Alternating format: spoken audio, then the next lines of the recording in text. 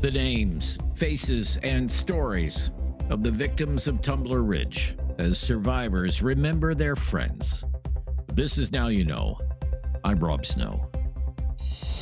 Going beyond the headlines. Now You Know with Rob Snow on News Radio. The grim task of identifying the victims of this week's mass shooting in Tumbler Ridge is now complete.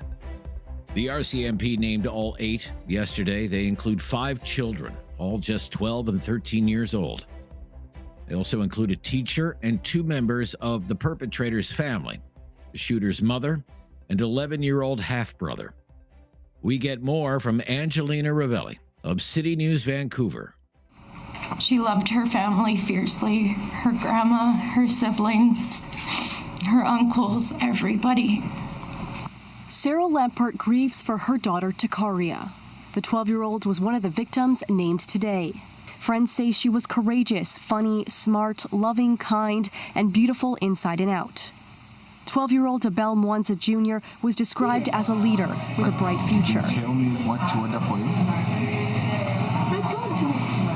What's that? I don't know. You just pointed? Yeah. In this video, he jokes with his father, who now posts new messages with deep grief. "You were a great son to me, still remain a great one to me," Abel Sr. says in a Facebook post. "I was broken when I saw you packed in that black bag, lifeless and zipped." Also among the deceased, 13-year-old Ezekiel Schofield played for the Tumbler Ridge Raptors in the Northeast Recreational Hockey League. His grandfather posts on social media, "Everything feels so surreal. The tears just keep flowing." Zoe Renee Ann Benoit was 12 years old. It was just another day for her mom, Lori, until she received the text about an active shooter, and her daughter, who went to school that morning, did not return. She remembers Zoe as beautiful, strong-minded, and loved. 12-year-old Kylie Mae Smith was also among the deceased. Her cousin says the pain of waking up every morning knowing this isn't a bad dream is gut-wrenching. She was an artist and had dreams of going to art school in Toronto. 39-year-old Shanda Aviagana Durand was the teacher at Tumbler Ridge Secondary School who was killed. Investigators are still working at the home of suspected killer Jesse Van Roetseler, where 2 more of the victims were found: Van Roetseler's 11-year-old stepbrother Emmett Jacobs and their 39-year-old mother Jennifer Jacobs. Meanwhile, 2 survivors remain in hospital, one of them 12-year-old Maya Gabella, who was in critical condition after being shot twice. In Vancouver, Angelina Ravelli, City News. While the RCMP initially said 25 people had been injured, that has now been revised down to 2 people who were airlifted to hospital in Vancouver. Among those who survived the rampage at the school was 13-year-old Maya LaRocque. She spoke with our City News colleague Elliot Knopp in Tumbler Ridge. Police tape still surrounds the Tumbler Ridge Secondary School, a physical reminder of the tragedy just days ago where 5 children and a teacher were shot and killed Tuesday. But 13-year-old Maya LaRocque doesn't need a reminder. She is one of the hundreds of survivors who were trapped inside the school. She can still hear the gunshots and will never forget the fear she felt that day. I couldn't have any way to contact my family. My phone was in the bin for the room. She was in a lockdown with 15 other students in a classroom for over 2 hours. She knows all the students who were killed in the library. Just, they didn't deserve that. They were so young. LaRocque lives just 3 doors down from the suspect's home, where police say the suspect's brother and mother were also killed. Maya shares a first name with one of her classmates currently recovering in hospital. Her grandparents say that drove fear into the hearts of this family. As soon as we could get her, we went to the arena and I grabbed her and I held her. And I didn't ever want to let her go again. They found out in the medical clinic just footsteps away while waiting for a doctor's appointment, hearing alarms, the final gunshot, and seeing bodies wheeled into the emergency. That was a heart-flutter moment. This family praying for everyone affected by this tragedy, worried for Maya's mental health, wanting more long-term mental health supports for the entire community, including the family of the suspect. We will rally around those kids and around those families and the families of people who are hurt and the families of, unfortunately, that started this. We will go around that family too. We will take care of all of them. Maya is still in shock and mourning the victims, but she takes comfort in the love from her community. Good to know that there's people there for everyone. Elliot Knopp, City News, Tumbler Ridge. In the BC capital of Victoria, the province's Lieutenant Governor, Wendy Kokia, delivered a brief throne speech yesterday that included a heartfelt message for the victims and the first responders in Tumbler Ridge. As a mother, it's absolutely impossible to comprehend the pain and the sorrow that people are experiencing. Nobody thinks for a moment that you will send your child or your loved one off in the morning and that they will not return. My heart aches for everyone in this situation. And again, we send our deep appreciation to the first responders and healthcare workers. When Mayor Daryl Krakauka was asked many times, how can we help? He said so many times, you can offer a hug. And I think that that is very wise because at a time of deep grief, often we retreat and we withdraw. But what often helps the healing process as well is connectivity. I want the people of Tumbler Ridge to know unequivocally that we are always here for you and we will always have a hug waiting for you. Prime Minister Mark Carney will be in Tumbler Ridge today. He is scheduled to attend a vigil at around 6 o'clock Pacific time this evening. He will be joined on this trip by the Governor General and all the leaders of all the political parties in Ottawa. I'm Rob Snow. This is Now You Know. This is News Radio.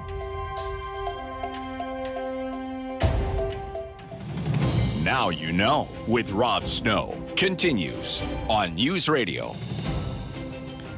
He's our expert in communications, crisis communications, political communications, branding, and leadership. Barry McLoughlin is the president of TLC, Transformational Leadership Consultants, offices in Ottawa and Washington.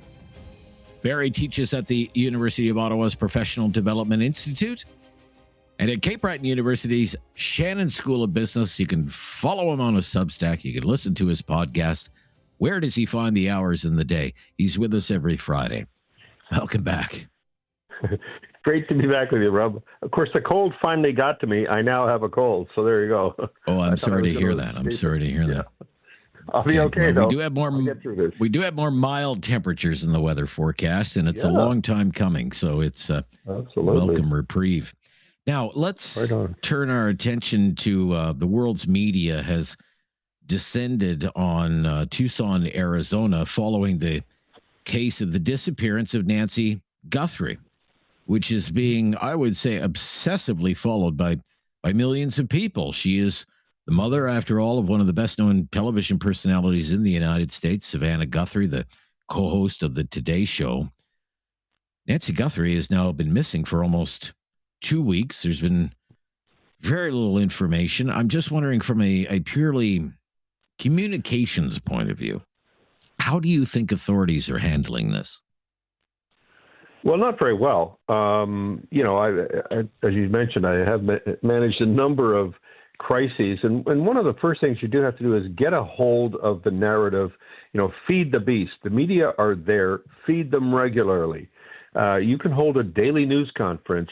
Yes, you might not have huge news, but it's enough of a tangible tidbit to move forward. We found the glove. Okay, we moved the glove to there. Tell us that and then open for questions.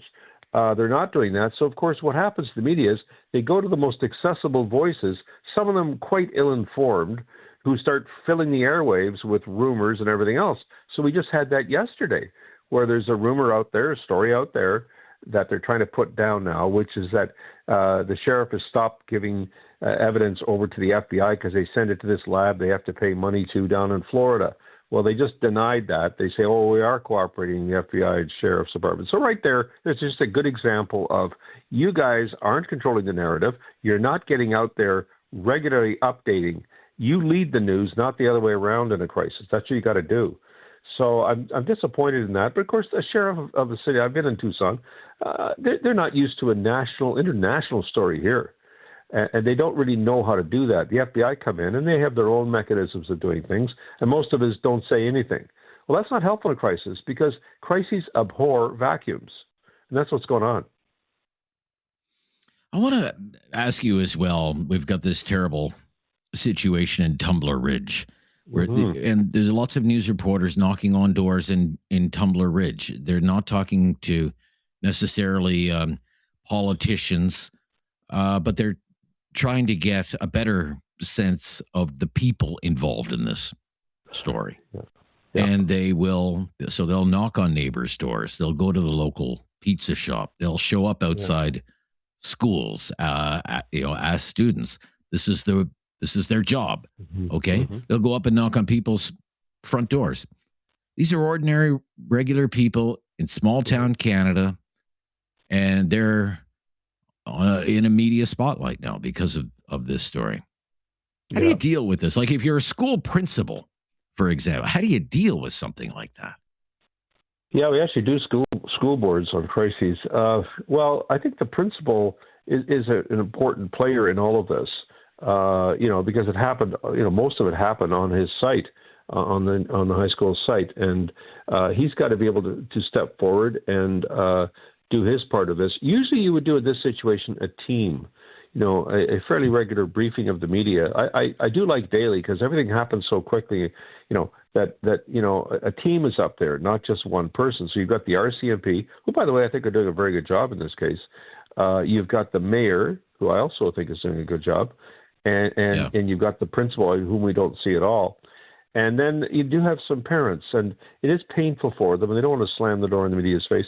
But this could theoretically get out of control. Already you're seeing complaints about the way they're defining the shooter, as they're referring to, being a trans person. And so you've got that going on. And I think, we're not using the right words. And there's an op-ed in the National Post today about that. People trying to get ahead of the story by getting into gun control laws. So you end up losing control of it over time. I think a regular briefing is a very good idea. Yeah, you're right about people getting ahead of the story. It's been 3 days. It's been 3 days, right? Yeah. Debates can happen in time.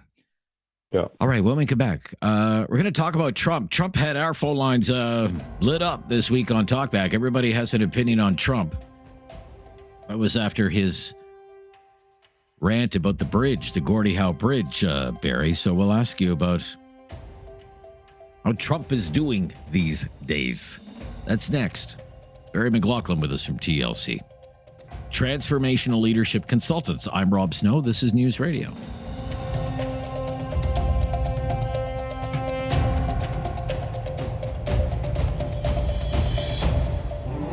There is no question Rob won't get answered. Now You Know with Rob Snow continues on News Radio.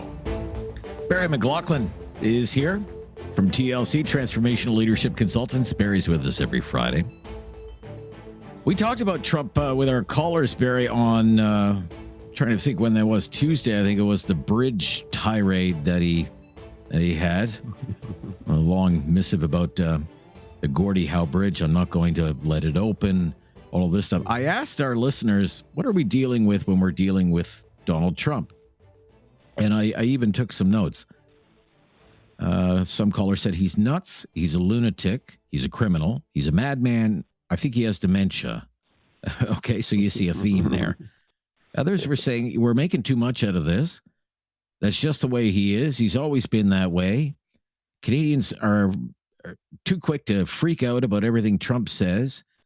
He's trolling Canada, and something like the Gordie Howe Bridge situation. That's just a way of putting pressure on Canada, on the Prime Minister, Mark Carney. What do you think these days about Donald Trump? Well, I think he's potentially, he's losing his grip. Once you lose your grip on the Republicans in Congress, look out. So he's gone to now threatening each of them that if they vote against his tariffs in this bill before Congress, that he will primary them, he'll fight against them, He is into absolute total threat mode. That's when you know when you're desperate. They're not really following you because they think you're wise and smart and doing the right thing. And he is very influential, especially at the primary level. He can get the voters out to take those congressmen down that are up for election. So that's an important signal. I think secondly, he has truly gone way, over the top and beyond, because like even on the Gordie Howe Bridge thing, and I did a Substack on this, I've been around in and around Detroit quite a bit, worked near there, and the Republicans have fought forever the building of this new bridge because Matthew Maroon, the family, he's a billionaire pal, and he does not want competition for his Ambassador Bridge that he owns. He owns a bridge and tunnel, so this is competition. So he gets on he meets with Lutnick, who turns around and phones Trump that very morning, and then boom, Trump issues his post, that Canada basically, he should give me half the money, even though Canada's paid 100% of the $6 billion, et cetera, et cetera.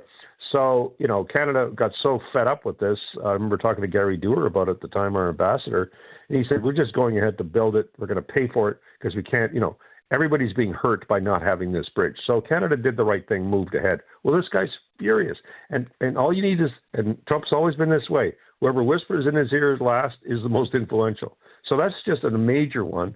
But on almost everything, I believe that, one or two more real disasters, and I think he will have trouble being able to control the House and Senate. And once that occurs, he's just flailing around and won't be able to deliver on a number of his threats. So you never can count him out. I agree with that. But I think he has got really crazed, and I think he's so desperate because of the Epstein files. Well, I wanted to ask you that. We've only got about a minute left, Barry. I wanted to ask you. I mean, it just how do you view those Epstein files? How do you think they could do serious damage to Donald Trump? I've seen, for whatever reason, I got to see a couple of depositions written by these women when they were 13 years old, raped by Donald Trump, according to their legal depositions. That's in the Epstein files. They haven't been released in any way that we can, figure out. But they're there in the final tranche of 1 million, and they're not going to release those until they absolutely have to fight everything all the way. Because I believe when the American public reads what their exact accounts were of what he exactly did to them, I think that's the final saw. I think that really, it's hard to read that and think the same about him again. So I believe that they're so horrible about him that he is desperate and driven, slightly crazed, trying to change the subject with ICE and everything else because he knows they're deadly and they could put him out. Right. Interesting analysis this week, Barry. I hope you get over your cold. I hope so. Get well soon. And we'll speak to you next week. Happy, it's Family Day in Ontario. So happy Family Day long weekend to you. Bye-bye. Okay. Yeah, bye-bye. That's Barry McLoughlin from TLC, Transformational Leadership Consultants. Tom Korski from Blacklock's Reporter coming up next on News Radio. You have questions. Now You Know with Rob Snow has the answers. On News Radio. He's been minding Ottawa's business all week long. And a lot to cover this week with Tom Korski, the managing editor at Ottawa's Blacklock's Reporter. Welcome back. Good to hear from you. Thank you, Rob. My pleasure. Let's jump right into this precious little other media coverage outside of maybe this radio show.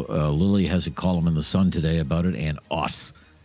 Costs for the interim federal health program are set to skyrocket, according to a new report from the Parliamentary Budget Office. What does it say? Well, it says it's going to cost about $1 billion a year. This is free prescription drugs, eyeglasses, dental care, hospital visits, lab fees for illegal immigrants and refugee claimants. And the cost has gone up fivefold in 6 years. And it will cost $1 billion this year, headed for $1.5 billion next year per person. It will come to approximately $1,400, says the Budget Office. MPs have been on this on the Health Committee, Rob. They've been absolutely furious in pointing out a statistical accuracy. According to the Department of Health itself, 6.5 million Canadians have no family doctor. And it is not really an arguable point that the vast majority of Canadians cannot get free eyeglasses and have to pay for their own lab tests. But not in this case. Yes. MPs were just furious, Rob. Yeah. Let's listen. We have some audio. This is from a meeting of the Health Committee. So you're about to hear Manitoba MP, Conservative Dan Masier, questioning someone, Carolyn Nickel, who's an advisor analyst at the Parliamentary Budget Office. Let's roll the clip one, please. So in 2016, the interim federal health program cost taxpayers less than $80 million a year. What do you project the program will cost by 2030? So our projection assumed that for the fiscal year 29-30, the cost will be around $1.5 billion. Wow. It's closer to 60 million. Closer to 60 million to a total cost of $1.5 billion. Now, when you look at the interim federal health program, you have basic service under the interim federal health program.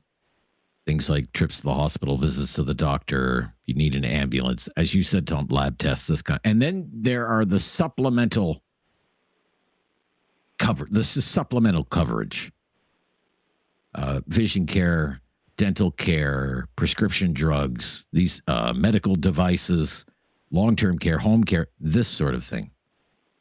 Mr. Masier wanted to know how much of this cost, this $1.5 billion, going to be for the supplemental benefits. Let's listen to that. So the information we received says that for the last fiscal year, so 24-25, the supplemental benefits represented a bit over 50% of the total health expenditure of the program. And that category was growing as a contributor. So in our projection, that proportion would grow.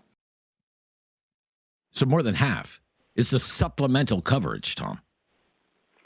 And that is, as you mentioned, things like counseling, therapy, speech therapy, physiotherapy, occupational therapy. Now, the feds have been stung by this, Rob, despite, as you mentioned, the very limited media interest, inexplicably. There was a member of the House Health Committee, Marcus Pawlowski. He's a physician from the Thunder Bay area, and he has said, okay, there goes the Conservatives talking about foreigners soaking the healthcare system. But Cabinet got the message, and they have said they're going to start bringing in user fees effective May 1st, like $4 per prescription, to which a typical Canadian in the private sector would say, are you kidding me? Whether you have any prescription drug needs, you do not pay $4. You get a bottle of aspirin for $4 at the drugstore. Rob, Cabinet has been stung by this. This one is just boiling red hot. Yeah, so they've made some, and the changes were not accounted for in the budget office report because they were already working on the budget office report before changes were announced, changes pending the passage of the budget. As you mentioned, a $4 copay for prescriptions, and for the supplemental coverage would have to cover 30% of the cost, but still the government would cover the other 70%. But when you look at the list of what is covered, paying only 30% would appear to be a screaming deal, I think, for many Canadians. Let's move along to something else. The Public Health Agency wasted $20 million worth of medicine during the pandemic. How did it do that? This is a fascinating case, Rob. What happened was they had some very expensive vaccines stored in a freezer at an undisclosed secret warehouse, Public Health Agency warehouse. And the freezer door was left open. Well, MPs were incredulous. Nobody noticed. And 20 million worth of vaccines were spoiled.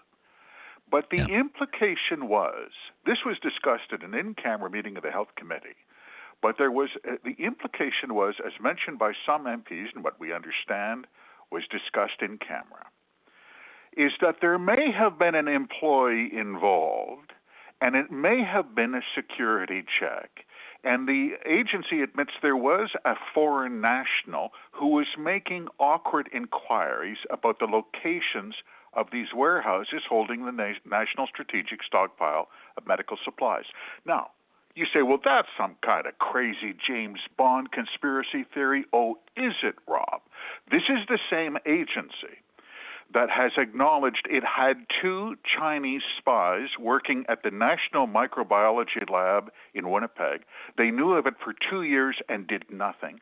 One of them was in contact with the People's Liberation Army Bioweapons Program Management, and they treated it as a human resources issue. Keep an eye on this one. This is a live wire. An audit is pending. Yeah, we'll play some audio from that committee as well under questioning from MP Burton Bailey from Red Deer. You'll hear from the president of the Public Health Agency of Canada when we come back. This is News Radio.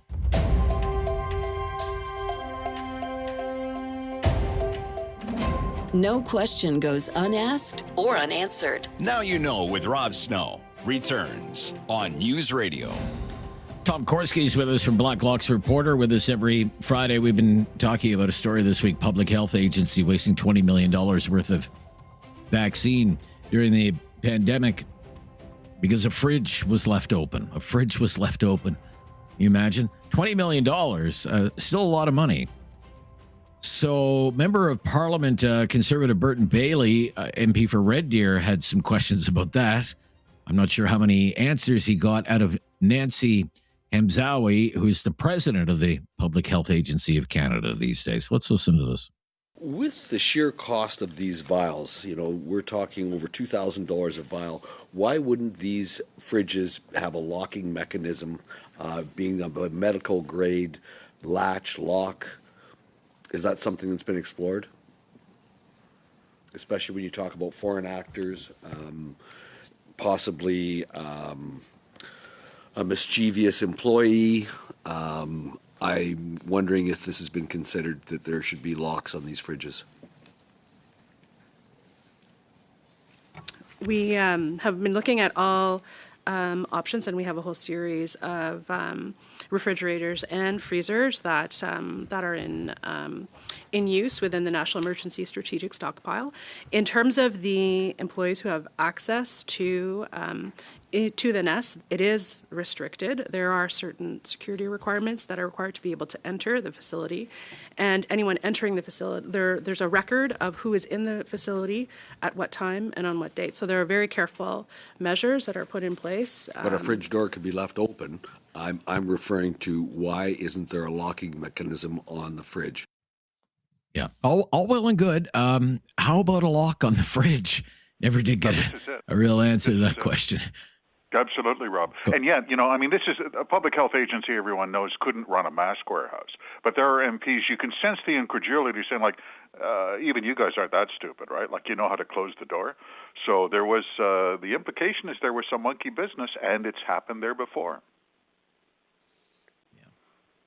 Yeah, well, I'm going to have to dig into my archives just about that national emergency stockpile, because that was a heck of a story if you think back to the early days of the pandemic and how inadequate the national emergency stockpile was. Wonder if there's been any improvement on that front. Well, Rob, in the day, sure, Tom. There was almost talk of criminal liability. The way they mismanaged that was epic.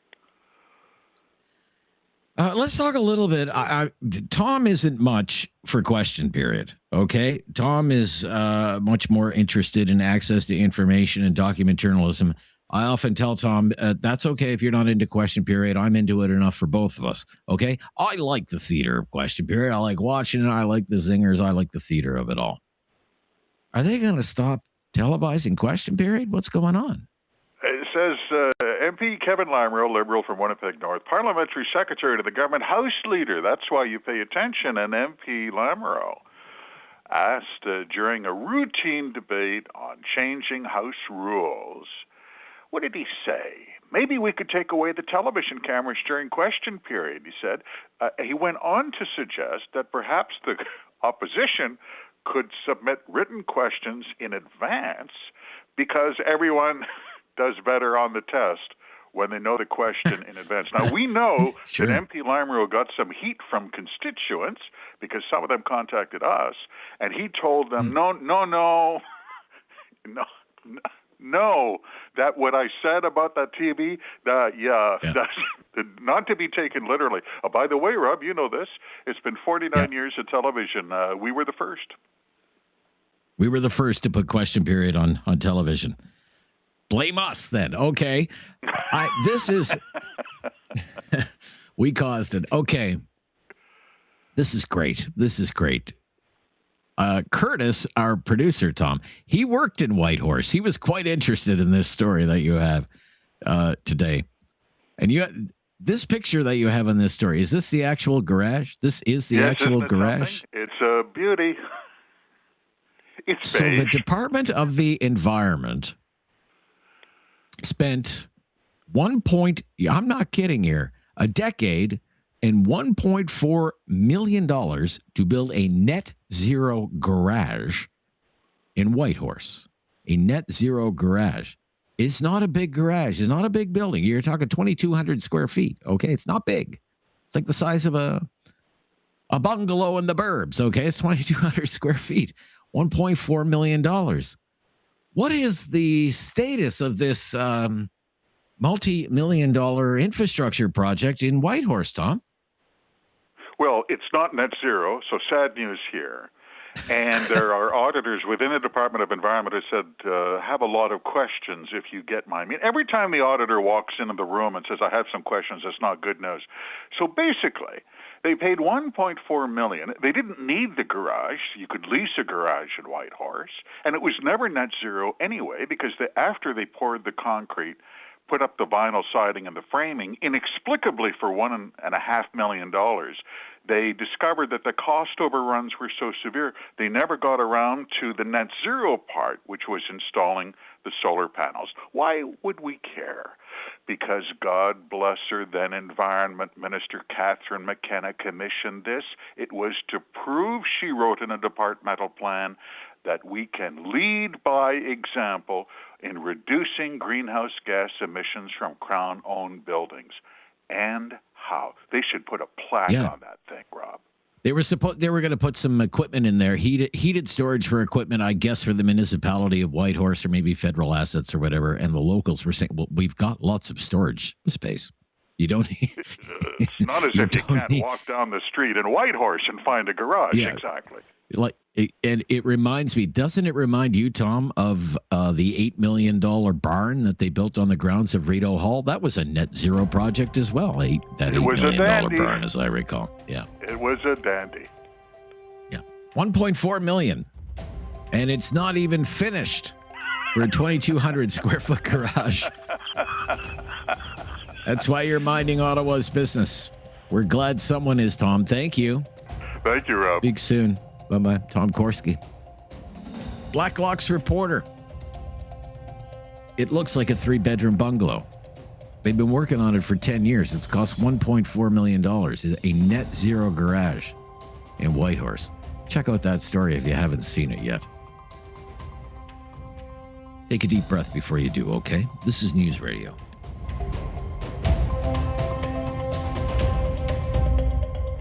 Critical thinking is not dead. Now you know with Rob Snow. Returns on News Radio. If you're ever looking for a podcast of our show, now you know with Rob Snow, we have a new mobile app that will help you hear our show when you want to. You can listen live. You can listen to the podcast. It's called the Seeker app. That's Seeker, spelled S-E-E-K-R. All kinds of exclusive audio that you won't hear anywhere else. News, music, and sports. You can download Seeker for iOS or Android. That's Seeker, spelled S-E-E-K-R. And now you know with Rob Snow, also on Spotify and Apple Podcasts or wherever you get your podcasts. And there's some new podcasts to recommend from our friends at the Frequency Podcast Network. Brand new is Big Headlines, an offshoot of the Big Story podcast. All your headlines in 5 minutes. Give it a try. Follow and rate it if you can. And another new podcast is for fans of the true crime genre. Phil Martino, Madison Fitzpatrick bring you Tracking a Killer, the Cold Case Files. Also on the Seeker app, Spotify, and Apple Podcasts. I did notice that the country's lottery jackpots are creeping higher again. The Lotto Max jackpot for tonight is $50 million. 2 additional prizes of $1 million each. And the Lotto 649 Gold Ball jackpot is up to $30 million. That draw is tomorrow, Valentine's Day. Happy Valentine's Day tomorrow. There's also the regular 649 draw for $5 million. Interesting. I learned something new this week when I was actually at my local store because my guilty pleasure is the Lotto Max. Okay, I play the Lotto Max every Friday. It's one of my vices. It's the tax on the stupid. I play the lottery every Friday. And in Quebec, apparently, they've got this term. The person at the checkout, I said, I'd like a Lotto Max ticket, please. And they said, would you like it all dressed? And I said, what do you mean? Do I want it all dressed? And they said, so you get the Lotto Max draw, and then you get the extra, and then you're put in the special Quebec extra draw. I think the grand prize for that is something like $250 million. And the term in Quebec is all dressed. You want your lotto ticket all dressed? Costs $8, by the way, for an all dressed lotto ticket in Quebec. Something. I don't know. Do they say that anywhere else in Canada? Do you want your lotto ticket all dressed? You learn something new every day. I'm Rob Snow. Talkback is coming up. It's the Friday free-for-all Talkback. So we're wide open today. Pick a topic, any topic. Something in the news, something that's you think should be in the news, whatever it is. We are ready to go for 2 hours of open line talk radio on the Friday free-for-all Talkback right after the latest breaking news on News Radio. It's time to talk back. On Now You Know with Rob Snow. Call now. And have your say. 1-833-668-2577. Welcome to Talkback. It is 2 hours of debate and discussion on the big issues of the day. Today is the Friday free-for-all. We don't come up with topics on Fridays. We have a few ready to go today, but we always prefer to know what's on your mind on Fridays. So what's on your mind? What do you want to talk about?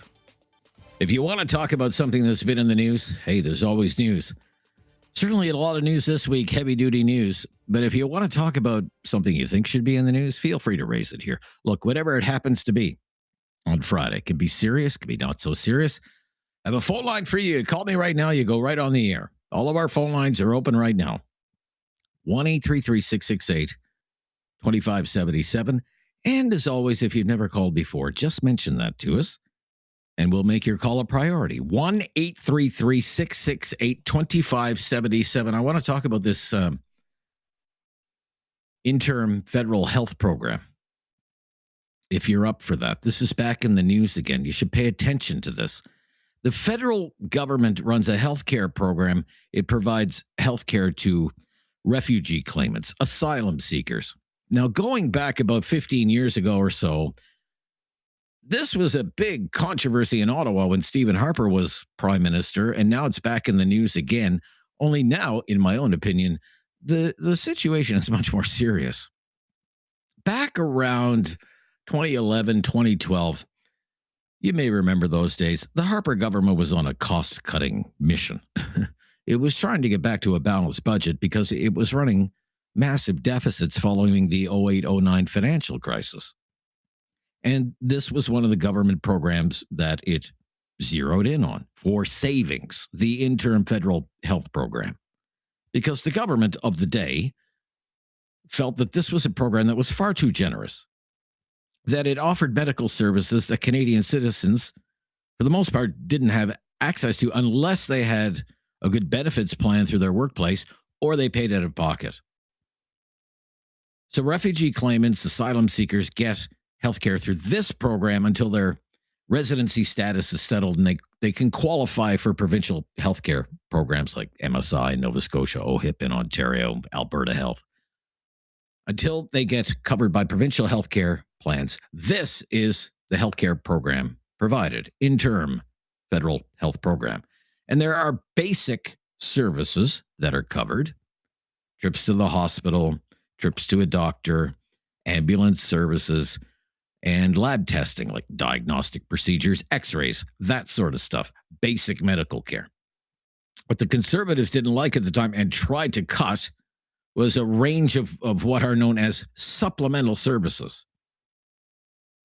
And it's a long list. It really is. Psychologists, counseling therapists, occupational therapists, physiotherapists, speech-language therapists, assisted living devices, mobility aids, hearing aids, prosthetics, home care, long-term care, medical supplies, medical equipment, urgent dental care, and some vision care, all paid for by the taxpayer. And the Harper government said this is costing too much money, and we're having a problem with bogus asylum claims. And people who live here, permanent residents, Canadian citizens, most of them don't get this kind of medical coverage paid for wholly by the taxpayers. So it was about fairness to a certain extent, and they announced they would make cuts to the program. And people in the healthcare field and the immigration industry, they went wild. And they took the government to court. And they won in the federal court, and the Harper government lost. And in the federal court, called it cruel and unusual, therefore unconstitutional, ordered the government to reverse the cuts. Harper government kind of ragged the pot, but it was a very hot issue at the time. A few years later, what happens? 2015, young and dashing Mr. Trudeau comes along. The Liberals are swept into power. And not only did the Liberals restore whatever the Harper government cut, it expanded the program and made it more generous. Now, back when all of this Harper controversy was going on about interim federal health, this program was costing about $60 million a year, which is a lot of money to you and me, but it's really peanuts to the government. But there, when we mentioned this with Tom Korski, there is a new report out from the PBO, Parliamentary Budget Office, which has no political agenda whatsoever. They just run the numbers there. And this report says the cost of this program are going to hit $1 billion this year, $1 billion from 60 million to $1 billion, and reach $1.5 billion by the year 2030. So in less than 5 years from now, $1.5 billion because of the way the Trudeau government blew up Canada's once envied immigration system. Program that used to cost $60 million in 2016 will cost $1.5 billion by the year 2030. That is an increase for one healthcare program of 2,400% in 15 years. A healthcare program for asylum seekers, refugee claimants. And half of that increase, the PBO testified to this yesterday at a parliamentary committee. Half of that increase is because of these supplemental health services. A lot of it, Canadians don't qualify for. At least $750 million a year by the year 2030. Do you have any thoughts on that? Now, the Carney government has announced some changes to this program because, like the Harper government, it is actually poking around and trying to find ways to save money. So it is making some tweaks to this program. And after the budget passes, there will be a copay of $4 for any prescriptions, a copay of $4. And all of the supplementary medical stuff, the government will still cover 70%, but the patient will have to cover the other 30%. Now, the PBO is already working on this report before the news came from the Carney government about the changes. So that's not reflected in this report. But even if you knock 30% off the total program cost, it's still in excess of $1 billion program. Way more than $1 billion. A year used to only cost $60 million. It was a hot one. I'm telling you, a decade ago, I'm wondering, is there the same kind of interest in a story like this here in the year 2026? Should refugee claimants, asylum seekers be eligible to have these supplementary healthcare services paid for by the taxpayer? Are you okay with having them pay just 30% of the cost? Should they not pay any of the costs? Or should these supplementary healthcare services be eliminated from this program? 1-833-668-2577. That's an interesting one for me. Round 2 on the interim federal health program. I'm Rob Snow. It's a Friday free-for-all talkback. Have your say on any topic. This is News Radio.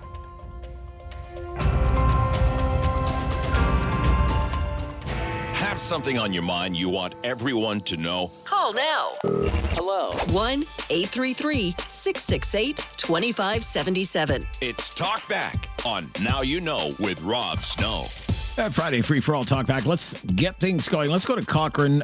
First, Susan is up on Talkback, Friday free-for-all. Hi, Susan. Hi, Rob. Hi, Hi, Rob. Susan. How are you?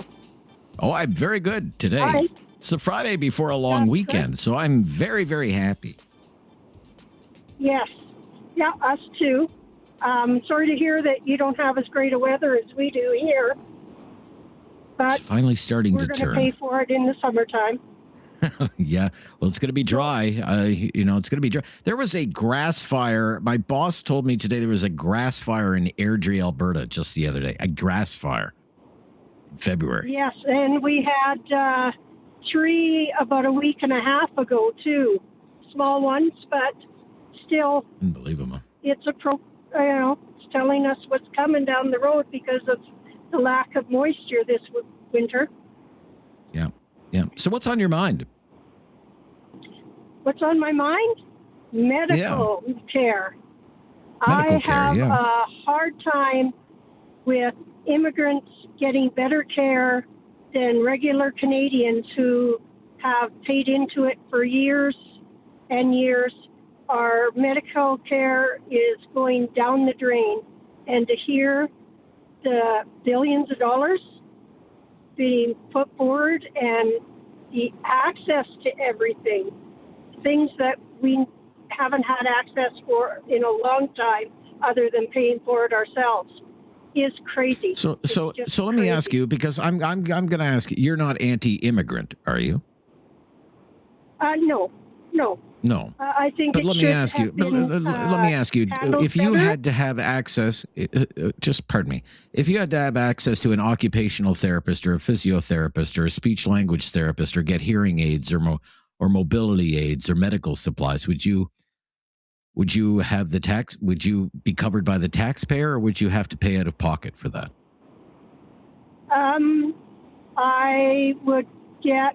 I believe if it's physiotherapy, I'd be getting maybe 4 sessions, and then anything would be my cost after that, or there'd be an added cost over and above what our health care covers. And Right. I'm just But turning it is about 65 fairness, today. right? It's about fundamental fairness for you, right? Absolutely. And I see a lot of our senior citizens waiting and in extreme pain for years for hip replacements, knee replacements, things that it's not an ask, it's not a want, it's a need. Right. And right. I mean, we're failing them. And we're really well, feeling I'll be it interested here in to see what Alberta. happens. I understand, Susan. I'll be interested to see what happens with this story because the Carney government is making changes, but this is no longer a $60 million program, which it was just a decade ago. You know, this is now Yes. And $1 billion those a year, headed for $1.5 billion a year. Yes, and those increases are very scary. Yeah, That's okay. a lot Thank of you. money. No, it's a lot of money. Yeah, absolutely. Let's go to Rick, is in Halifax. Thank you for calling, Rick. How you doing, Rob? Yeah, very good, Rick. Thank you for your call. What's on your mind? Just earlier, you had a follow on there going on about Trump and saying that Trump, under the Epstein files, he raped a 13-year-old girl, blah, blah, blah. I just can't help but, I've never heard any such foolishness in my life or heard that before. And I mean, why would a man as smart as Mr. Trump want to release the Epstein files when that was, in fact, what he did? I mean, any smart man wouldn't do that. They're not that stupid, and for Well, there him are to millions do of that, there are millions of files though that haven't been released. which makes you wonder, well, why haven't they been released? Because this was a big thing in the MAGA movement. You got to release the Epstein files. We got to see all the files. We'll release all the files. Well, they haven't released all the files, have they? Well, I know you're not, well, I guess not because of redaction, but I mean, you're a forward-thinking person. Let's say if your name was in there and you did something and you were running for office, would you want to release them? Well, no, of course not. I wouldn't. No, if I was right. But does that somehow absolve Mr. Trump of maybe responsibility for whatever might be in there? No, it certainly doesn't. But all I can't help but think about is the Russian collusion hoax, which was proven to be a hoax perpetrated by the Democrats in the U.S. of A. And every one of those that did that should go to jail. But there's no mention of that. And then your friend at the same time, or your friend of the radio, said at the same time about the Republicans that spoke out about the bridge. Well, you know what? Judy Raybould Wilson spoke out about what Trudeau did in this country, and she was reprimanded to the highest degree. Yeah, point taken. I think Barry's point, Barry McLoughlin from TLC, was, is Trump losing his grip on his MAGA base? When you see how he backtracked on Greenland, what's going on in Minnesota now? ICE is getting out of Minnesota. His MAGA supporters are upset about the Epstein files not being released the way he promised that they would be released.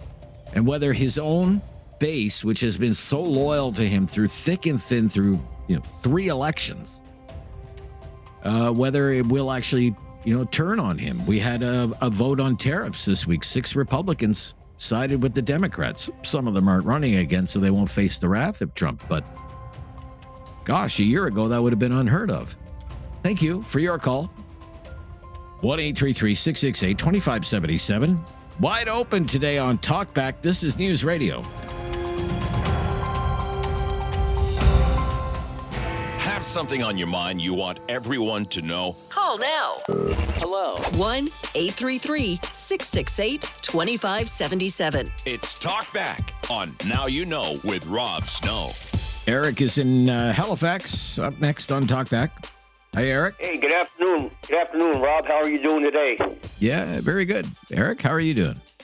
Very good. I'm a little bit scary of living in this world because the world is full of walking time bombs. I mean, you take a look at some of the incidents that have happened in the last little while. You can't even talk to a person, or you can't even look at them the wrong way because they'll turn on you. I don't know if you remember an incident that happened about probably 2 months ago. A fellow I think it was in Toronto, asked the guy for a cigarette, and the guy said, "No, I don't have any," and the fellow stabbed him. I mean, this world is really, really a sad state of affairs, and like I said, people in the world, in this world, as we know it, are walking time bombs. Like I was watching, just on that point, Eric, if I could just jump in there, I was watching some Nova Scotia news on television last night, and there's a pizza shop in Glace Bay. Yeah. And a guy walked into this pizza shop, and he just starts tearing the place apart. He starts yelling at the staff. He grabs the screens for the cash. He throws it against the wall. He grabs another one. He whiffs it against the wall, and then he just walks out. And they interviewed the police, and they're like, "Are there any charges?" And they're like, "Well, not yet. Not yet." They got the guy on video. They know who did it. He's known to police, they said. But this guy just walks into this pizza shop and goes about to destroy the place, like this little pizza shop in Glace Bay, like a small business owner. How much is it going to cost to replace all that equipment? And the staff are scared out of their wits' end. This is not the first time it's happened. There's some people there. You just wonder what makes somebody snap like that. Well, they're, like I say, they're having a bad day at home, or they're having a bad day with their kids, or they're having a bad day with their spouse. I mean, it's just like I said. I can't use it enough. Walking time bombs. But walking time bombs. You remember the McDonald murders, eh? Oh, yes, I do. Yeah. A friend of mine. Was a victim of that. Yeah. Well, one of them was paralyzed. She was an innocent bystander at McDonald's, and it was a sad state of affairs. But I wanted to touch on the Super Bowl. I hate to change subjects, but if you hang on, I'll bring you back just for a minute or two, because football season's over now. But if you want to hang on, you can hang on. I'll bring you back on. But we do have some other calls to get to as well. Don't want them to wait too long either. This is the Friday free-for-all Talkback, and this is News Radio. Have something on your mind you want everyone to know? Call now. Hello. 1-833-668-2577. It's Talkback on Now You Know with Rob Snow.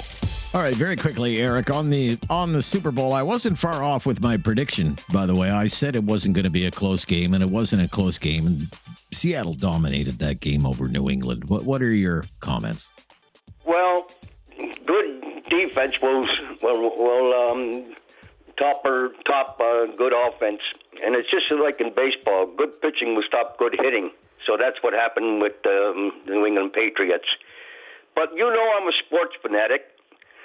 Could I leave you with a question and see if you could answer it? I could try my best. Yeah, okay. Go ahead. On April the 8th, 1974, a gentleman in baseball passed a milestone record. Who was that player and who was pitching that game? Okay, I have no idea. I was only 3 years old, but I'll leave that with the callers. Thank you, Eric, for your call. To John, also in Halifax. John. Hi, John. How you doing, Rob? Yeah, very good, John. Thanks for the call. What's on your mind? What's on my mind? Well, my dear man, that little report you let out here about what's going on with the benefits, I'll call them benefits, which are immigrants, asylum seekers, are getting beyond and above what citizens has lived in this country their whole lives and for generations. Rob, this is what breeds prejudice. Oh, yeah. And resentment. Sure. I don't know what's wrong with and put it, this is only one little thing that's come to light. What else do we not know? I know people who work with the government, and they're not allowed to say where they get their information, but some of these immigrants are getting paid very well for being here. I live in a rural community. There are no bus services. Yeah. I mean, people have brought this up to me before. They're getting paid to be here.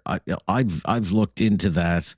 I mean, I can't really find any solid evidence about these claims that, they're getting thousands of dollars a month or anything like that. I've done some digging into that. I haven't been able to find anything. I don't know if that's just stuff that propagates online or what. I've made appeals for people to send me information on that.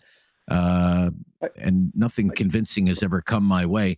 But to this particular thing, to me, what I want to get at is right now under this interim federal health program that is going to now cost. It used to cost $60 million a decade ago. It's now $1 billion, headed for $1.5 billion 5 years from now.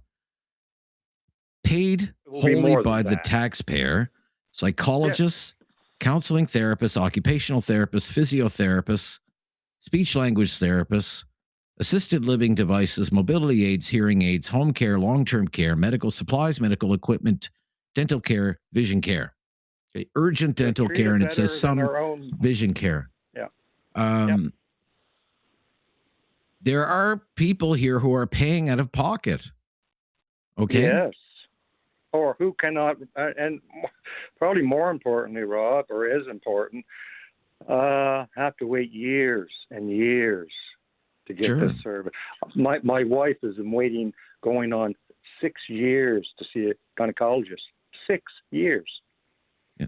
Now, again, it says it will be paid for by the taxpayer, say, if you need a psychologist or an occupational therapist, a physiotherapist, a speech language therapist, these sorts of services, a space in a long-term care home, access to home care. How timely that access is, I don't know. Yes. But the fact is should these services, because this is the case that the previous conservative government made, is this program is costly and too generous when compared to the services that are available to people who are already here. But when you ever broach that topic, I mean, there was a lawsuit about this.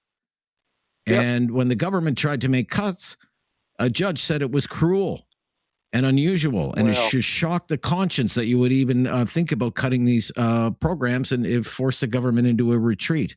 Thank you for your call. I understand your point of view, sir. Thank you.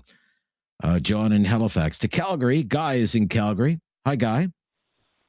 Hello, how are you? You're very good, Guy. Thank you. What's on your mind today? First of all, I want to think about everybody out in BC. Absolutely. That was very terrible. But my question to you, and some of, or most of Canadians, when a phone scammer calls, do they try to scare you, right? Yes, some of them do. Yes. Yeah, like your bank is overdrawn, or you need to pay this or whatever. Isn't our government doing the same thing? What do you mean? Well, they're like every time they talk that Trump is a big bad man and the U.S. is wanting to take us over. They're trying to scare us, and it is scary, right? Sure. And but like in the world is uncertainty or whatever, right? And all I think is they're just doing a scam, just like the phone scammers. Oh, I see. You think these news stories about Trump threatening Trump is threatening our sovereignty, stories about the military, game planning for a possible invasion, these sorts of things, having to mobilize a massive reserve force in your part of the country. We have the separatists going down there, meeting with Trump. And they've been called traitors and committing acts of treason. You think this is all part of a narrative to make people afraid? Is that what you're saying? Absolutely, because that's the best way to like the phone scammers have done this. Like my dad is 94 years old, and he got a call from his grandson, and it wasn't his grandson, that to send him money because he was going to get it put in jail. Sure, that's a classic one. My dad was smart enough to just say, "What's your brother's name?" and the guy hung up. Interesting. Okay. All right. Yeah, but you think there's a push on a narrative being framed here that the Americans are such a threat to the sovereignty of Canada, the economic sovereignty, the territorial sovereignty of Canada, but it's an attempt to keep us afraid. I've heard that before. It's out there for public consumption if people want to kick that around for a while. There are other topics in the mix, and you can come up with one of your own on the Friday Free-for-All Talkback here on News Radio. Have something on your mind you want everyone to know? Call now. Hello. 1-833-668-2577. It's Talkback on Now You Know with Rob Snow. Rick in Dartmouth up next on the Friday Free-for-All Talkback. Thanks for hanging in there, Rick. What's on your mind? No problem. Anything for you, Rob, buddy? Look, central digital currency. Everybody has their kind of idea about that. And I'd like to sort of pose out loud what are the worst things that could happen? What are the worst things that have happened in countries that actually have it in some capacity? That would really be China and India for two, okay? And I suppose they have a large population, but a couple of things have happened in the not too recent past, in those countries that sort of give you an idea of what type of power the government would have. And one of them, that's my parrot, Coco. One of the real funny ones I would say is they can change your bank account by basically eliminating excess money in it. For instance, I won't say which one it was, but I got to go away from that little birdie. You get too excited. One of the things that was mentioned is that you can, what they call, you didn't spend enough money, so you've got, I don't know about you, but I don't spend everything I have all in 1 week, but if you don't spend enough money, they can just cancel the money that you didn't spend. So if you had $100 left over and you didn't spend it, you got 2 weeks to spend it, they can cancel that. The other thing is they can actually just remove any money you have in your account at any time. It sounds dystopian, I know that, but these are things that can happen if we ever were so crazy as to go with that system. And I would just ask your. I'm not very familiar with it. I'd have to plead total ignorance on this. I don't have much to add to anything that you've said, Rick, because I'm not very familiar with the topic. But it's an interesting one that you raised. That it is another way for, say, a government to exert more control. That's your concern, right? To exert more control. Like if you were concerned about, say, during the Freedom Convoy, when people, when you were concerned when people were debanked, for example, during the Freedom Convoy. Well, imagine if it was a digital central currency, is what you're saying, right? Yeah. Well, yeah. The one thing I would just say, if you want to look into it more, and this would include your listeners, there's one person who knows more than anything about it, and her name is Whitney Webb. So if you ever want to look up this, she's been following this for 10 years. She's a great investigative journalist. And Whitney Webb is her name, and I'll leave it at that. All right, thank you. Lacey in Redwood Meadows. Lacey on the air. Hi, Lacey. Hi. I am a big fan of your show, and I wanted to address a big problem that has been affecting our world, being climate change.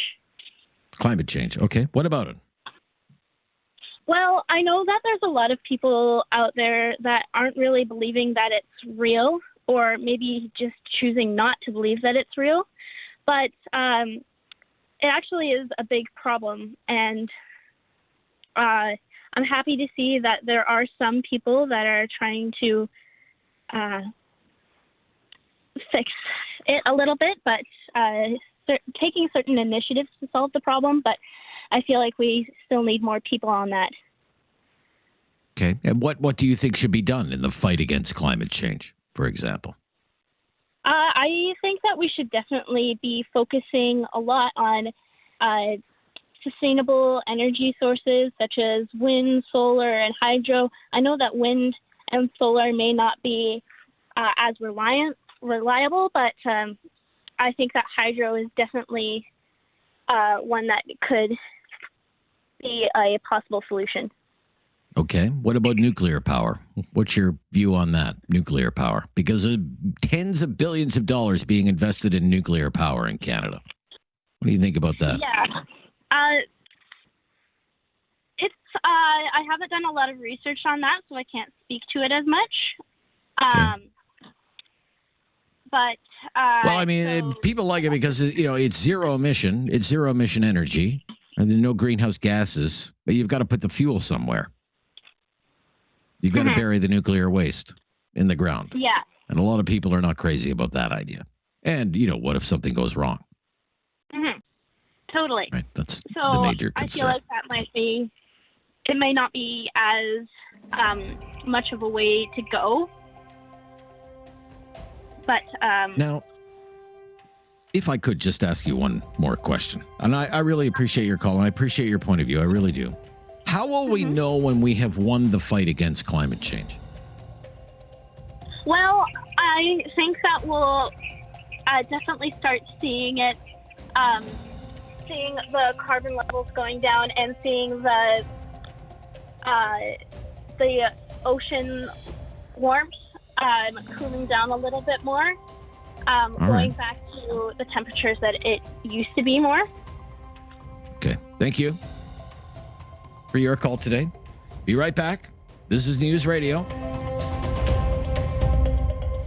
Have something on your mind you want everyone to know? Call now. Hello. 1-833-668-2577. It's Talkback on Now You Know with Rob Snow. Stephen in Calgary on the Friday Free for All Talkback. Hi, Stephen. What's on your mind today? Public safety. So we talked back in May about the 50th anniversary of the Brampton Centennial Secondary School shooting. Oh, yes, I remember I did a little bit of research, and I found that actually high school shootings have gone back to 1884. So there's been a long history, unfortunately, of high school shootings. Public safety doesn't seem to be a priority for the government. I'll give you another example. A long time ago, I worked for a security company, and I did a security survey of an international airport here in Canada. I was up in the control tower. I'm looking at the radar screen, and the person in the tower said, look down at 3 o'clock. Do you see where that plane is? Now look at 3 o'clock. The plane was not there. The radar system had been mounted 90 degrees off. So they had to tell anytime they got a controller in there, they say, look, if you look there, look 90 degrees, and that's actually where the plane is going to be. Now, they have to shut it down, remount it, recalibrate it, and then reopen the airport. So just easier for the government, obviously, just to say to the personnel, hey, it's 90 degrees off. Right. Now, wing it, so to speak. Yeah. And in Calgary, there's a school named after my family. But when I go to that school, I have to be buzzed in. So security has obviously been improved since the tragedy at my high school. Because, so I said, I have to be buzzed in. It's actually in a lockdown constantly. And so they've done some major improvements. But I think the big thing is with politicians, they don't seem to have, because they're subject to lobbying, getting voted in, voted out. Sometimes they won't do what is necessarily the best for Canadians because they have those lobbyists, because they have that. I'm in 4 years, I'm going to be up for election again. Sure. I think the only thing I can think of that would solve it is longer terms, but recall legislation for every level, whether you are municipal, provincial, federal, and make it a reasonable recall method. That's the only thing I can think of because, whether it be, let's say, drug safety, maybe there's a drug that's sort of controversial and someone passing will like, well, really? Okay. You're kind of wandering all over the place there, Stephen, so I'm going to have to wrap up our conversation there. You started with school safety, you went to airports, and now you're talking about drugs. So I'm having a bit of a hard time following along. That's it for hour number 1 of Talkback. Full hour just ahead. We will go wherever the conversation takes us. I said I would follow along. Not that I'd be able to. This is News Radio. It's time to talk back. On Now You Know with Rob Snow. Call now. And have your say. 1-833-668-2577. So Friday Free for All Talkback. Welcome to hour number 2. Great to hear from you. I'm going to introduce one more topic. Maybe it'll prompt some people to call. The modern automobile is a technological marvel, of course. I want to ask you about the start-stop feature on the modern automobile because it's in the news. It's in the news. Apparently, the Trump administration hates this feature on the modern automobile. So in the United States, vehicle manufacturers would get credits, environmental credits, if they installed this start-stop technology in their vehicles. And now most vehicles have it. You come to a red light or a stop sign, the engine shuts off, you press the gas, the engine comes back on, and away you go. And it's supposed to save on fuel, reduces fuel consumption, reduces greenhouse gas emissions, better for the environment. And these EPA, Environmental Protection Agency in the United States, these credits were brought in during the Obama administration. And yesterday, Donald Trump's head of the Environmental Protection Agency said, we're done with that. And vehicle manufacturers will no longer have to install that feature on vehicles anymore because people hate it, is the claim. People hate it. That's the claim. People hate the start-stop feature on their cars. Is that true? Do you hate it? The start-stop feature on your automobile, if you had that installed on your automobile. So let's listen to, this is Lee Zeldin. Remember the Trump administration? He is the head of the Environmental Protection Agency in the United States. And this is what he explained in an interview on U.S. cable news about why the Trump administration is telling automakers it doesn't have to include this feature on its vehicles anymore. Why do most Americans despise it? And to the level of most Americans with a hatred of saying that this is the single worst feature in their motor vehicle, they want it eliminated. EPA, a little over a dozen years ago, about 13 years ago, approved an off-cycle credit for this feature. And a lot of Americans over the course of the last dozen years have grown in frustration as they've had this experience where you're going to a red light and your car is stopping. Maybe you're in an area where your car is constantly turning on and turning off. Okay. You start wondering, okay, so if this saves a little bit maybe if it saves a little bit in gas, what is it doing to my starter? What is it doing to my engine? Is it safe? And some people say, okay, you give me the ability every time I turn my car on to turn the feature off while I'm driving, but why don't you just give me the option to opt out where I don't have to turn it off every single time my car starts? So universally, is it possible that every single one of your watchers, your listeners, all hate it? No. Right. Is it quite possible that most people watching us right now are nodding their head in agreement, saying, yes, thank you? Yeah. So that it's hard to believe. That is the head of the Environmental Protection Agency in the United States, essentially saying that start-stop feature on vehicles, that sucks. And people hate it.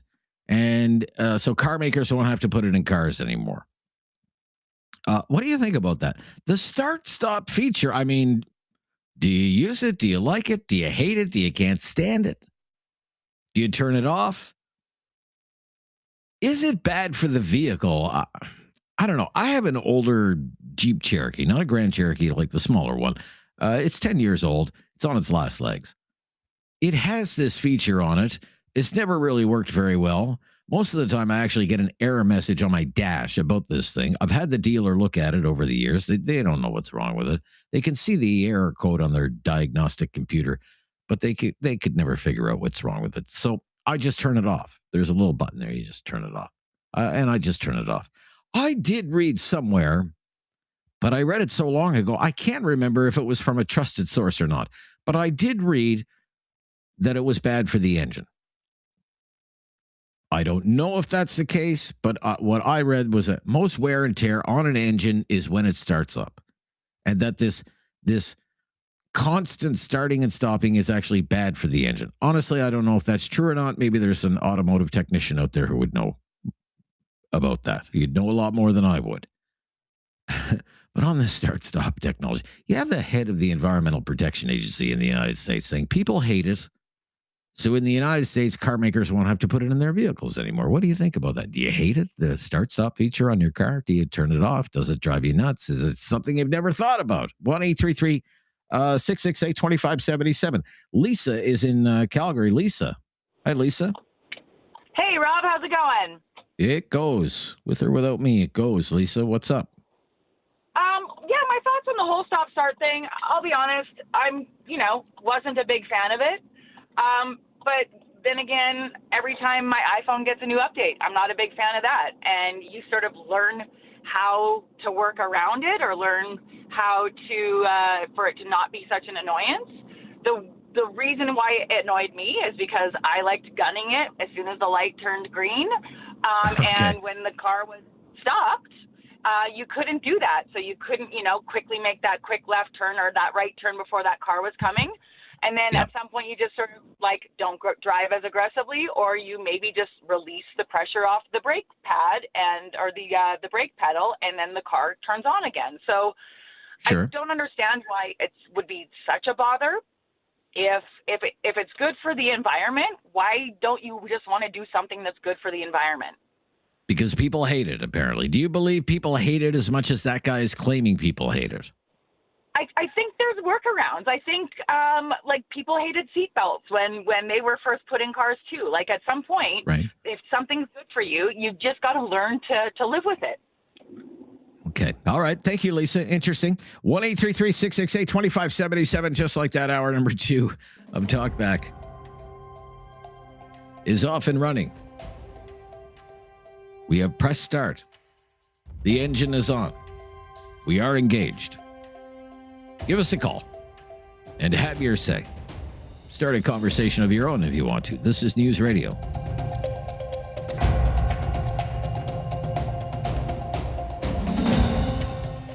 Have something on your mind you want everyone to know? Call now. Hello. 1-833-668-2577. It's Talkback on Now You Know with Rob Snow.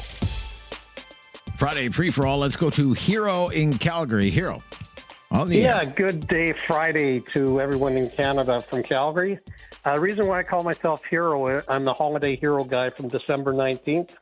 I was tired of hearing people complain, and I mentioned 3 holiday heroes, and I was upset not upset, but I was sad to hear that there wasn't one other example from across our incredible country. Well, let's move beyond that, okay? Hero, we got to get over that now, okay? Sure. All right. Sure. But what I tried to do yesterday on the positive side was call in.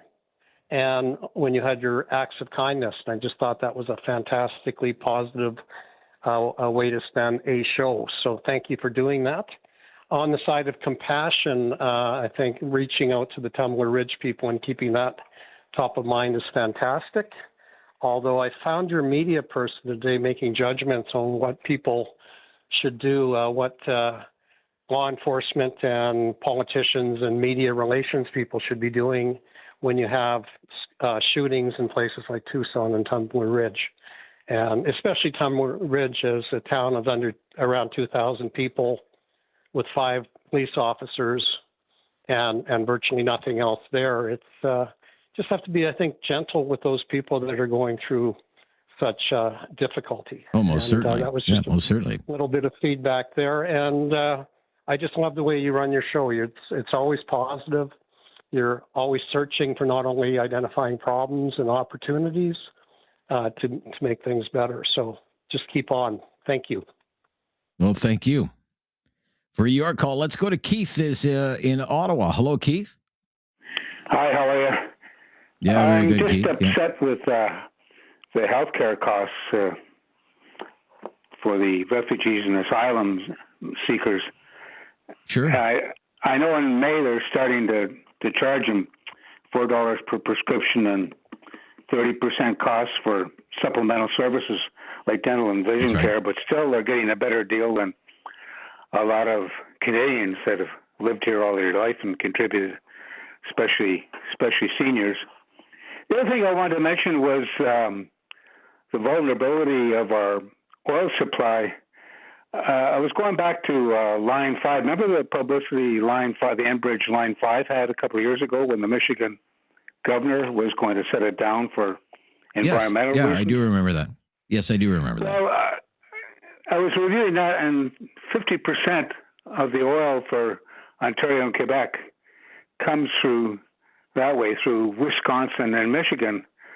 So I think one of the things we should be doing is putting a pipeline. I know it's more expensive, it's longer, but I mean, people talk about, we should cut off the power to the United States, despite Trump. But I mean, we can't do anything like that because we're so vulnerable ourselves when all of our oil comes through that one line through the states. You're right. So You're right. I was told by someone when that was like a big story in the news, the future of Line 5 and what would happen if Michigan did turn off the tap and we didn't have some kind of viable alternative route, and it seemed as though either rail or truck was not really able to replace nearly the volume that would go through Line 5. I was told, for example, that Pearson Airport would run out of fuel in 3 days. Yeah. Well, I saw that when I was doing my review on it, it would take 90 transport trucks every hour to move that over highway. Can you imagine what that would do? So that would, I mean, we need more pipelines going east. So when they do the thing, they should they should put maybe 3 pipelines in where they're digging that trench, because certainly we're going to need that. And if we can help by using, Alberta oil and gas, we should be doing that rather than bringing it in from foreign countries. And when I was thinking about those 90 trucks, one thing that bugs me is you cannot drive. We want to make Canada more cohesive. You cannot drive across Northern Ontario on a 4-lane highway. Like somebody going from Winnipeg to Ottawa or Toronto, you can't. I mean, there's so many deaths up there on the highway, 2-lane highway. I mean, that should be taken into consideration. Yeah, that's a good point as well, too. That should be a fast track. That should be a fast track project. We can't even drive across our country safely, and we want to be more cohesive, and we can't do that. Yeah. Okay, good points all around, Keith. Thank you. Going to stop here. It's Talkback, Friday free for all Talkback. I'm Rob Snow. This is News Radio. Have something on your mind you want everyone to know? Call now. Hello. 1-833-668-2577. It's Talkback on Now You Know with Rob Snow. Let's go to Jeff in Calgary up next on the Friday Free for All Talkback. Hi, Jeff. Hey, Rob. Listen a lot, but never got a chance to call in. I just want to say about the stop and start stuff that absolutely is terrible for your engine. Okay. And how do you know that? Do you have are you in the automotive industry or what? A heavy duty mechanic, but yeah, like okay. It's known fact. Starting your engine produces the most wear your engine ever has every time you start it. So okay. If I could just interrupt right there. Why is that the case? Why is starting your vehicle? Why does that produce the most wear and tear on a vehicle? Well, you've got no lubrication when its parts aren't moving, and everything takes a couple seconds to kind of flow once the engine's moving. So once it shuts off, that oil settles, and you start again, and it takes a second or so before that oil gets to, and the speed, your cranking speed is slow, so you got metal on metal for a little bit, but it's still, every time you start your engine, you're wearing it. Gotcha. Do you use it on your vehicle, or do you turn it off? I have it on a truck, and I installed a $150 part I ordered from the States to completely disable it. Oh, you just completely disabled it? Because on my vehicle, It's just a button you press and it turns it off automatically. Yeah, it's annoying because you forget sometimes and stuff like that. Like with me, I think it's I think it's just put in there to increase the mileage on your engine and give them better numbers. That's the best solution. They had to give them a little extra, miles per gallon. So it looked good on their numbers, and so that's why they're doing it. They're not doing it for any other benefit than that. The claim is that it reduces fuel consumption between 7 and 22%. Do you believe that?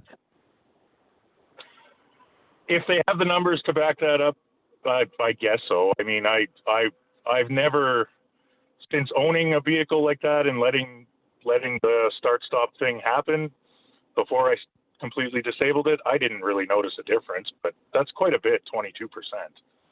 Yeah, that would be quite a bit. All right.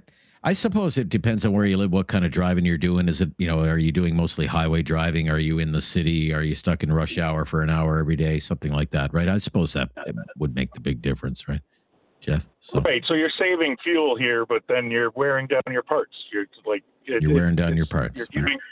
So you're going to be throwing stuff away and causing. I don't know if you're saving the environment for. Parts got to get shipped by truck. All this stuff. So. Yeah, interesting. All right, Jeff, thanks for calling on that topic, because the Trump people are saying the automakers don't have to install that on vehicles anymore. We're doing away with that credit. There's no incentive to install it in vehicles anymore, and people hate it. And Jeff sounds like, he completely disabled it.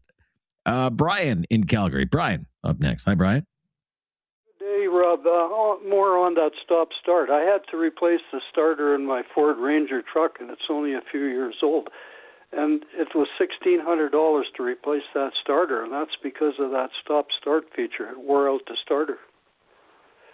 Is that what they told you, or is that your suspicion? No, I took it to a dealer, had to get it fixed. My starter was acting up, and then he said that's what it was. It was $1,600 at a Ford dealer to replace my starter, and it's because of that start.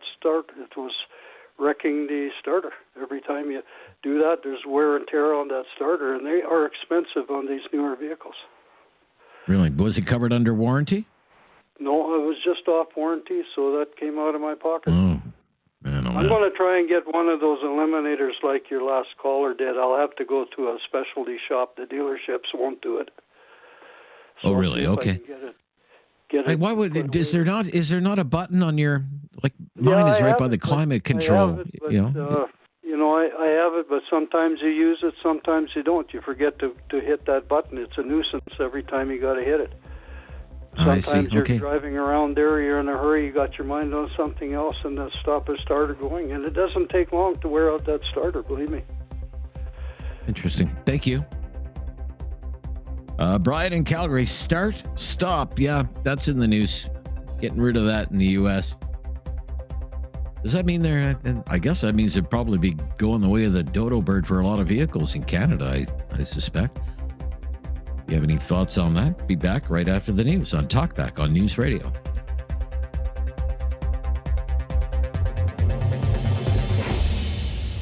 Have something on your mind you want everyone to know? Call now. Hello. 1-833-668-2577. It's Talkback on Now You Know with Rob Snow. 3 or 4 lines available there on the Friday free-for-all Talkback in the home stretch now before a long weekend. Family Day in Ontario. Heritage Day in Alberta on Monday. So I hope you get to enjoy some time with your family if you get the long weekend. Let's go to Zach in Calgary. Hi, Zach. Hi, Rob. Good to hear from you. Well, you called me, Zach. Good to hear from you. Let's go. What's on your mind? All right. You mentioned the auto start stop, so I felt compelled to call and talk about it. There is actually a code when you scan a vehicle. It's P1545, which says starter exceeded limited number of cycles.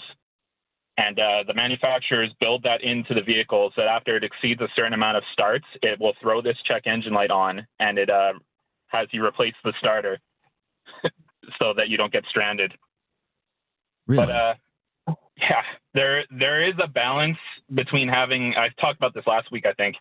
There's a balance between having fuel-efficient features and having a vehicle prematurely scrapped because of failures of those systems. And actually, if you have some time, I have a recent case study that I worked on last week. If you're interested in hearing, it's directly related to the system. Okay, go ahead. As long as it's not too complicated and we can follow along. I'll use it in layman's terms as best as I can for you. But it was a 2021 Sierra with just under 200,000 kilometers on it. Had a bunch of engine work done on it.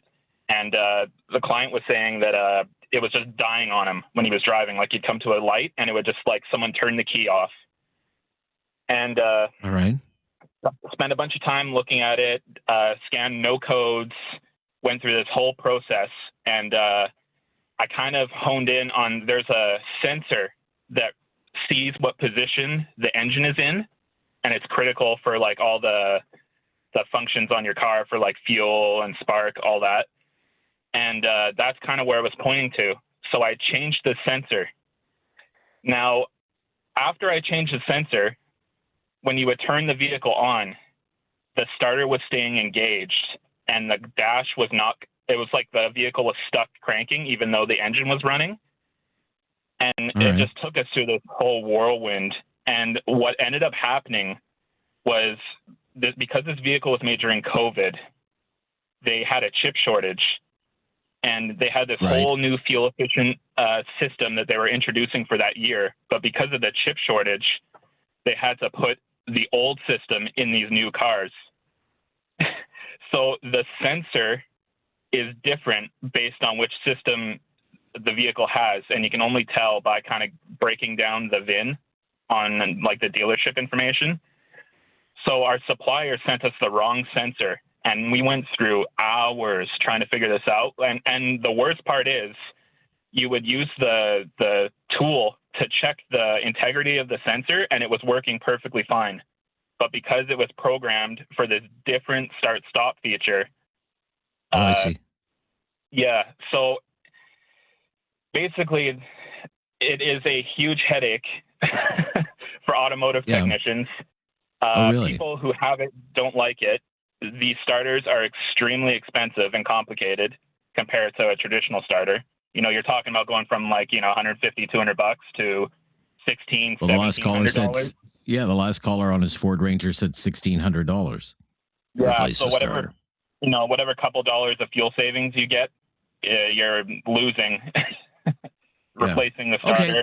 So you had a Very good, technician Zach. made a very good point. Yeah. Oh, sorry. Go ahead. Yeah, go ahead. Finish You up. had another technician make a good point that that is when the primary wear on your vehicle is when you start it, especially cold starts, but even just starting it at all, that's where the majority of the wear on your engine comes from. So there is a lot of I gotcha. Yeah. Thank you. The interesting news hook is that this person who is leading the charge on this to kill the start-stop feature on the modern automobile is the head of the Environmental Protection Agency, because that whole thing was done in the name of protecting the environment, saving on fuel, reducing greenhouse gas emissions. So it's an example of this sort of upside-down, bizarro world that you get with the Trump administration sometimes, where you would think that the head of the Environmental Protection Agency would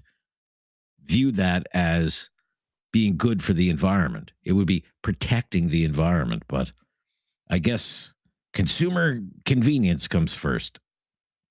Who do we have next? Is Doug in Kitchener? How about Doug in Kitchener? Hi, Doug. Good afternoon. Yeah, good afternoon to you. I get a kick out of listening with the traffic reports and everything, and a lot of sports, I guess, on News 660. And I got to remember there are 2 hours difference. Yes, the hockey game starting at 1:10. Well, it's 3:10 here. Anyway, going back to one of your previous callers, you can't drive across the United States safely either, and they have one of the most convoluted, non-direct web of roads that I've ever seen.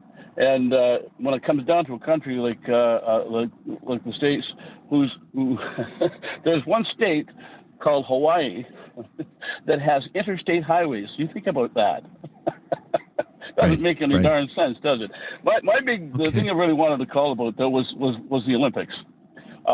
It's something it's been on my mind for quite some time, and I've never spoken up about it. If you watch an American-based channel, they have a very high emphasis on anything that is going on that involves American athletes. Sure. If you follow anything to do with Canada, whether it's CBC or TSN or Sportsnet or any sports-related channel, you might get lucky to see something involving a Canadian athlete. Generally, that's they not cover my impression. absolutely everything else. I've watched. Well, TSN in particular, they've got 5 stinking channels, and every last one of them is doing the same thing. Yeah, this is not my impression at all. I'm sorry, Doug. Like, I can't disagree with you more. I mean, I have consumed hours and hours and hours of coverage now of these Olympic Games, mostly on CBC Gem, but also on Sportsnet and on TSN. And I think most, if not all, of the emphasis is on our Canadian athletes. I don't know what Olympics you're watching. You're laughing, but I'll throw that out there. I turned it on specifically when it listed the snowcross, when it listed the hockey, and waited and waited and waited before it actually came up. Don't get me wrong, the coverage is good because we're seeing everything. But when their TV listings say they're going to cover something, I'd appreciate it if they would cover it. This goes on Olympics in and Olympics out, and it drives me up the wall. The other thing too is that while it's okay to have lots of vignettes about our athletes, so we get the story behind what they do. There's been times that it just goes on ad nauseum, and I really, really do not like. I don't know what her name is. Joe, the hostess, is she's just way too far off base on too many things. It's just this year, this particular Olympics has been really frustrating for me. The Summer Olympics. All right. Okay. Gotta go. Thank you. I think the coverage for the most part's been excellent. I'm quite enjoying it, actually.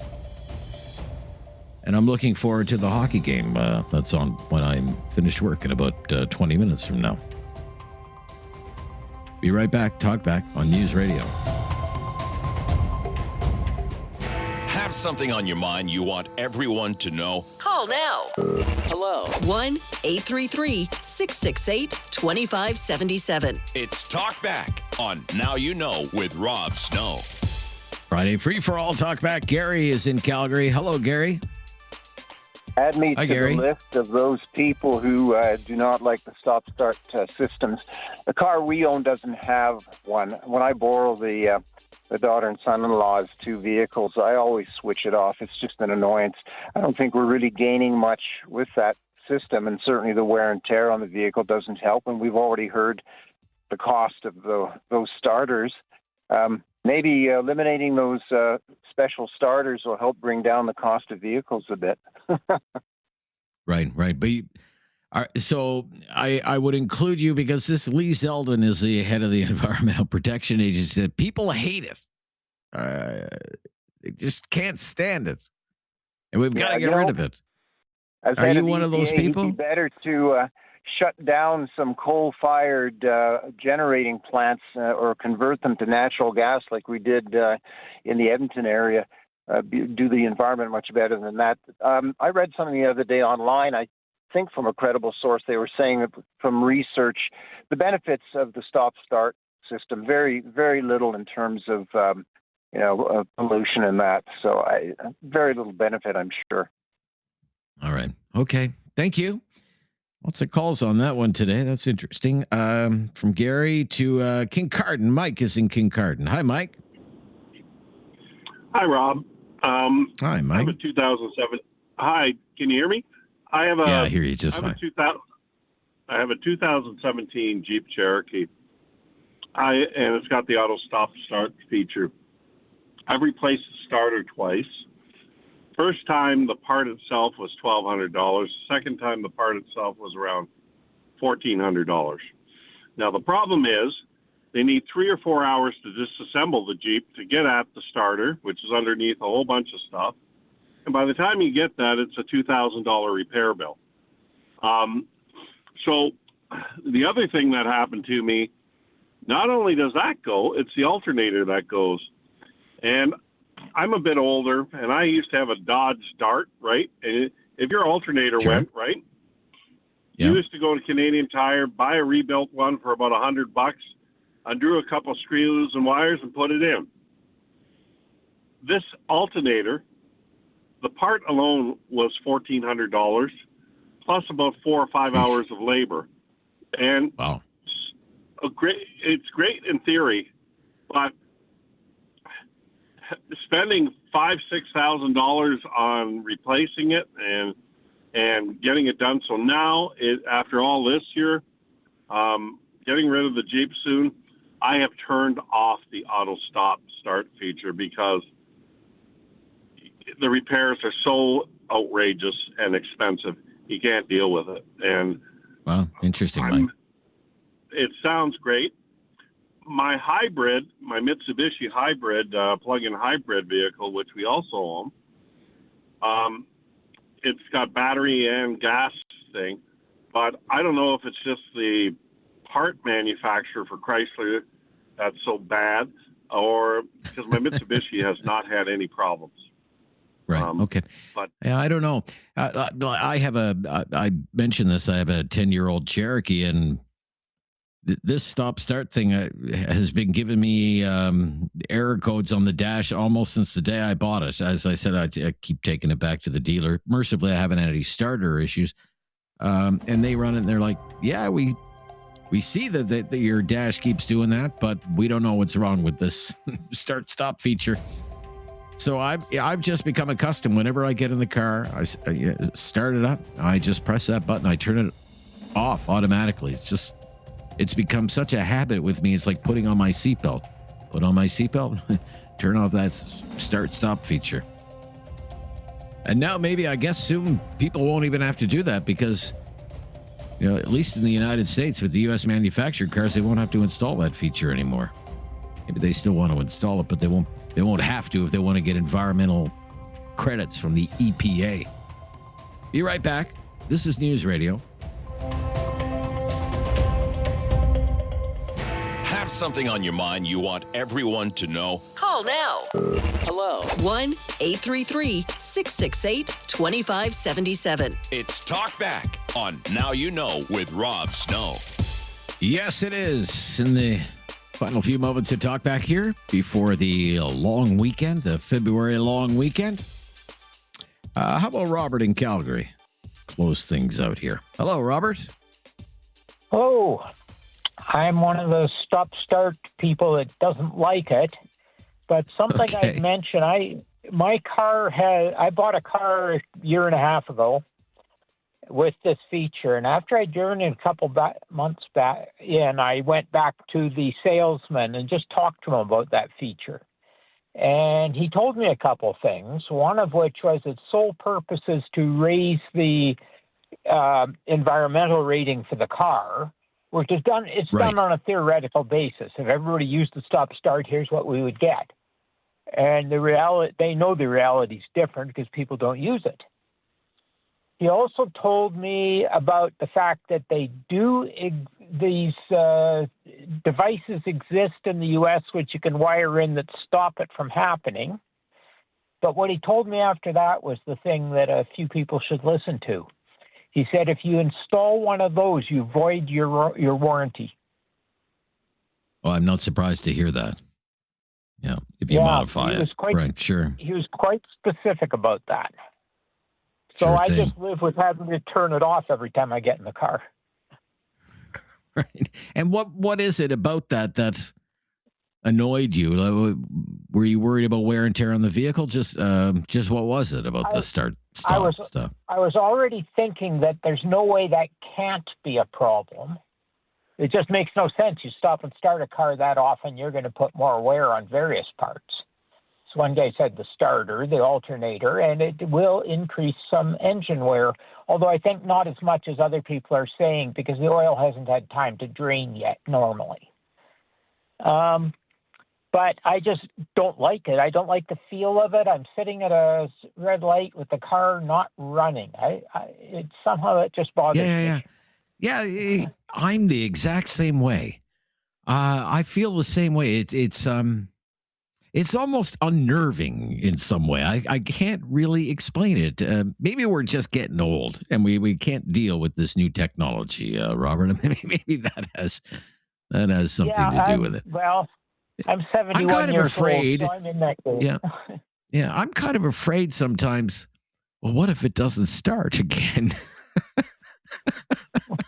That's what's going on in the back of the mind subconsciously. Yeah, Creating absolutely. The feeling of unease. Yeah, unease. Yeah, that's a good way to put it. All right, thank you.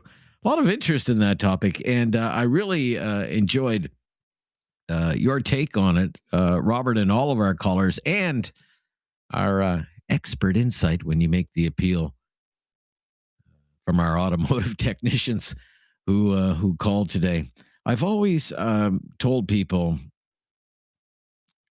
whenever you do a call-in radio show, don't pretend that you know everything, because it won't matter what topic that you're talking about. There's going to be someone who is listening who will know a heck of a lot more about the topic than you know. And that was certainly borne out today with that whole start-stop thing. But thank you for all your calls. If you do get the long weekend in February, I wish you the best if you get to spend some time with your family. This show will return on Tuesday, and we hope to speak with you then. For Curtis Giroux, I'm Rob Snow. This is Now You Know. The latest breaking news is coming up next. This is News Radio.